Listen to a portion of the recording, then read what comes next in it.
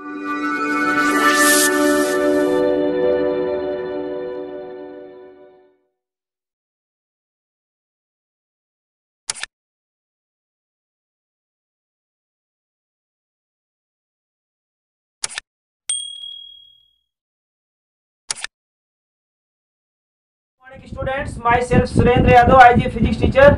दोस्तों, आज मैं आपको स्टैंडर्ड 10th क्लास 10 का विज्ञान सब्जेक्ट का चैप्टर नंबर 12 से बहुत अच्छा चैप्टर टॉपिक लेके आया हूं जो बोर्ड में पूछा जाता है। जैसा कि हम आपको प्रीवियस चैप्टर्स में, प्रीवियस वीडियो में हमने आपको बता दिया है कि श्रेणी क्रम में संयोजन क्या होता है, उसका तुल्य प्रतिरोध कैसे निकाला जाता है, वो आप लोगों ने पढ़ लिया है। अब जो उसका दूसरा पॉइंट है, अगर हम प्रतिरोधों को हम समांतर क्रम में जोड़ें या फिर पार्श्व क्रम में जोड़ें तो उसका तुल्य प्रतिरोध क्या होगा, इस पे हम आज चर्चा करेंगे। ये बोर्ड में 2 मार्क में आता है, कभी 3 मार्क्स में आता है, इसलिए ध्यान से समझना है और अच्छी तरह से लिखना भी है। तो हमें क्या बताना है कि पार्श्व क्रम में प्रतिरोधों का संयोजन कैसे होता है। बहुत इंपॉर्टेंट टॉपिक है दोस्तों, ध्यान से सुनना। तो पार्श्व क्रम में प्रतिरोधों का संयोजन करने के लिए, अगर प्रतिरोधों का संयोजन करना है तो हमें कुछ 2-3 प्रतिरोध लेने पड़ेंगे। सपोज दैट यहाँ पे माना कि हमने क्या लिया है, प्रतिरोध R1, R2, R3 लिया है और इसमें जो विभवांतर है वो V है और जिसमें करंट है लिया है हमने, विद्युत धारा लिया है वो I विद्युत धारा फ्लो हो रही है। ठीक है, तो इस जो हम ले रहे हैं उसको हमें लिखना पड़ेगा। ठीक है, तो लिखो, माना कि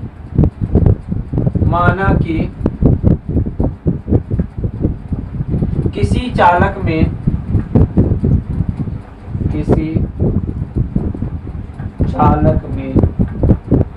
विद्युत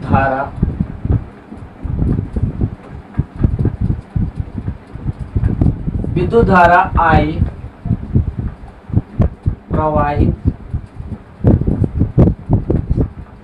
प्रवाहित करते हैं तो उसके प्रतिरोध और विभवांतर पर डिपेंड करता है। तो वो परिपथ के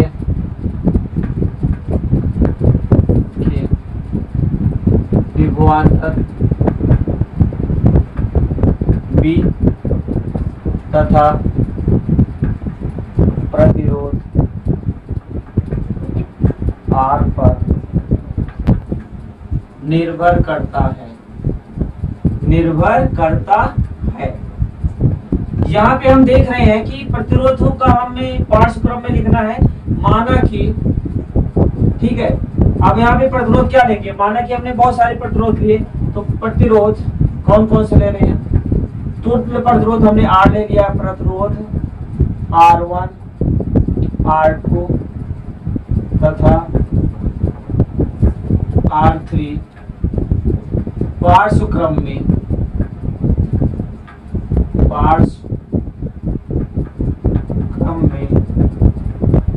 संयोजित करते हैं या जोड़ते हैं, संयोजित करते हैं तो तुल्य प्रतिरोध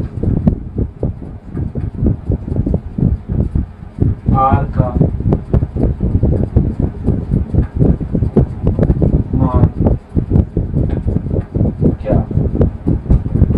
ठीक है, तो हमें क्या निकालना है, R का डेरिवेशन करना है। ठीक है, अगर कोई भी परिपथ में अगर प्रतिरोध श्रेणी क्रम में जोड़ते हैं तो इसमें इसकी वोल्टेज जो होती है वो नियत रहती है। क्या नियत रहती है, विभवांतर नियत रहता है। परिपथ में श्रेणी क्रम में, यहाँ लिख दो, पार्श्व क्रम में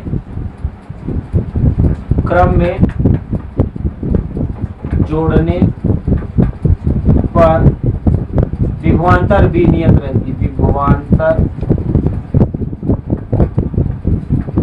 भी नियत रहती है, मतलब वो बदलती नहीं है, नियत रहती है। ठीक है, तो अगर हम यहाँ सर्किट बनाते हैं और इसको आपको समझाने की कोशिश करते हैं, ध्यान से समझिए। पार्श्व में क्या करना पड़ता है, हमें रेजिस्टेंस को श्रेणी क्रम में जोड़ना होता है। तो हम यहाँ पे श्रेणी क्रम में रेजिस्टेंस को जोड़ेंगे। ठीक है, इस श्रेणी क्रम, अरे वो पार्ट्स मतलब समांतर क्रम, तो समांतर क्रम में हम इसको रेजिस्टेंस को ले रहे हैं, ठीक है। ये R1 है, this is the R2 R3, इसमें जो वोल्टेज है वो कांस्टेंट है, B वोल्टेज पूरे सर्किट में पूरे R1 R2 के लिए B वोल्टेज ही होगा, ठीक है। अब यहाँ पे देख सकते हैं ये पॉइंट मान लो X है, ये Y है, टर्मिनल है इसके, और इसको हम किसी बैटरी से जोड़ देते हैं, बैटरी, ठीक है।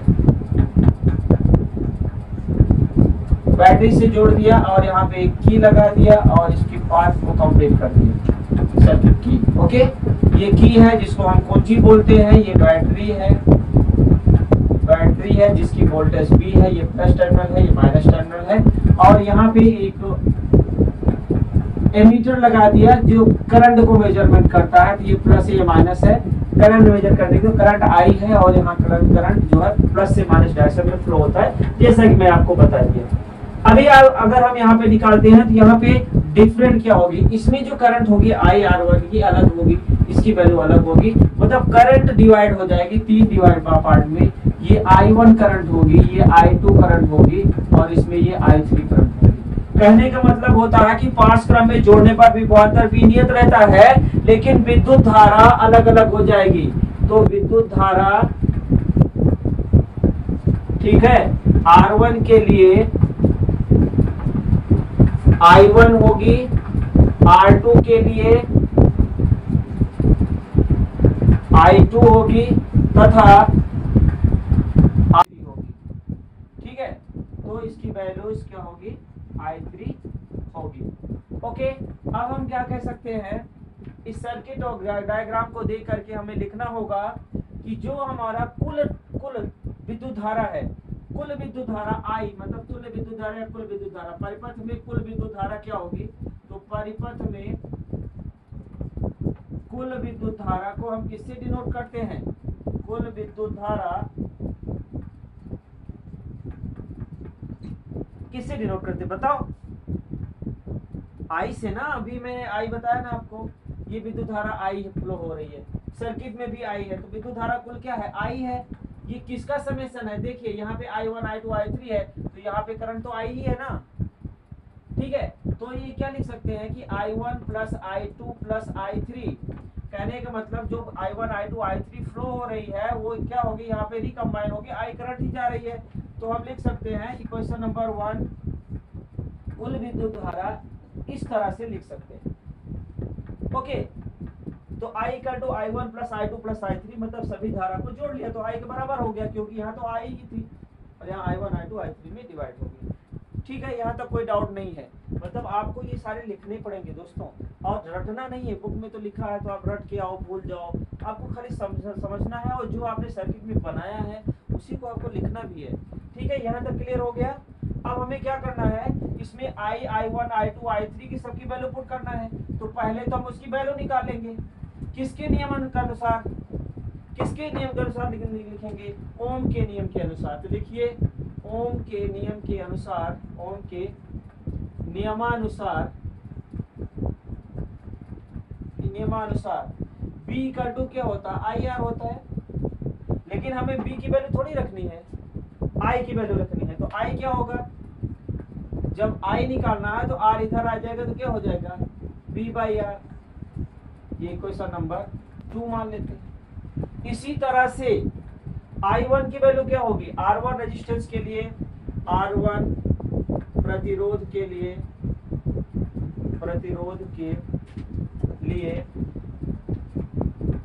ठीक है। I1 विद्युत धारा, I1 की वैल्यू क्या, विद्युत धारा I1 क्या होगा बताओ, कौन बताएगा, चलिए सोच लो। हमने ये फार्मूला बताया, तुल्य प्रतिरोध I इक्वल टू तुल्य करंट क्या, I टोटल करंट जो है, विद्युत धारा क्या B बाई R है। तो यहाँ I1 के लिए क्या लिखोगे, इसकी वैल्यू क्या है, B कांस्टेंट है सबके लिए, नियत है तो B ही रहेगा। प्रतिरोध R1 के लिए है तो क्या आ जाएगा, B बाई R1 होगा, ठीक है।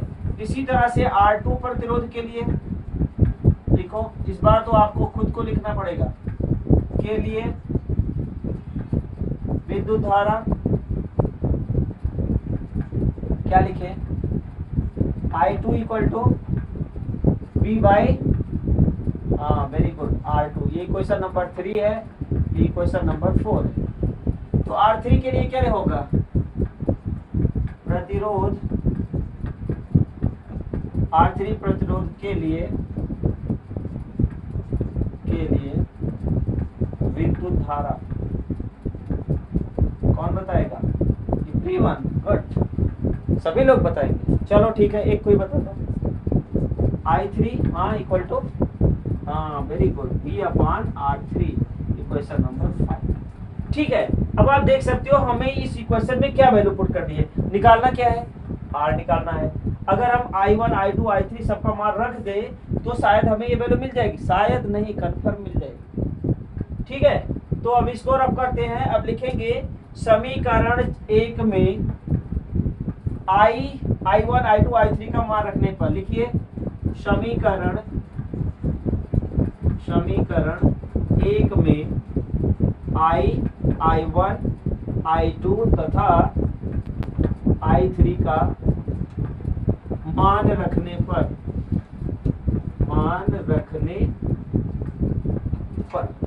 जब इसका मान रखेंगे, मान मतलब सम्मान नहीं, इसकी वैल्यू को पुट करना है। ठीक है, क्या रखना है, अब इसको हम रब कर दे, लिख लिया हो तो आप लोगों ने, रब करें, ठीक है। तो हमारा जो इक्वेशन नंबर 1 थी वो क्या थी, मैंने रब कर दिया, आप लोगों ने लिखा है, क्या थी equation number 1, I equal to, एक बार फिर से लिख देते हैं जिससे कंफ्यूजन ना हो। अब इस क्या है, इसको लिख सकते हैं B अपान R। I1 क्या है, यहाँ पे है, क्या लिखेंगे, V बाई R1। I2 की वैल्यू क्या है, V बाई R2, और इसकी वैल्यू क्या है, I3 की V बाई R3।